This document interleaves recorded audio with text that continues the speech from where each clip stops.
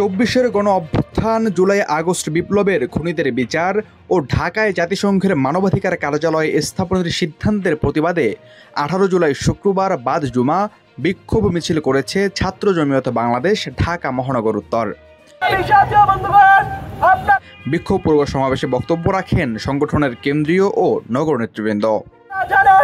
১৯৯ বছরের গোলামীর জিন্দেগি থেকে এই উপমহাদেশকে মুক্ত করেছে জমিয়ত উলামা ইসলাম।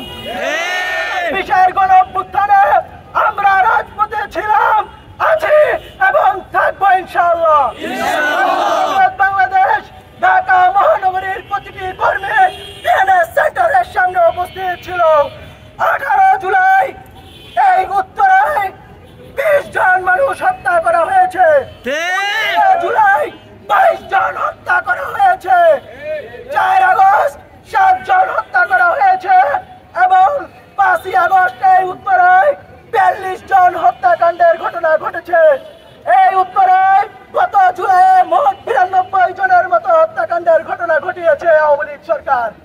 সারা দেশের ২০০০-এর উপরে ছাত্র জনতার যে হত্যাকাণ্ডের ঘটনা, আমরা আজও সেই হত্যাকাণ্ডের দৃশ্যমান কোনো বিচারকাণ্ড দেখতে পাচ্ছি না। পাশাপাশি আমরা দেখতে পাচ্ছি অন্তর্বর্তীকালীন সরকারকে দুঃসাহস দেখাচ্ছে। আমরা ধিক্কার জানিয়ে বলতে চাই, আমরা আবারও জুলাই কায়েম করতে চাই না। যদি আপনার সরকার চালাতে ব্যর্থ হন, কোন বিদেশি প্রভু বা বিদেশি রাষ্ট্রের ইঙ্গিত থাকে, তাহলে আমরা মনে করি আপনি জনতার ক্ষমতা, জনতার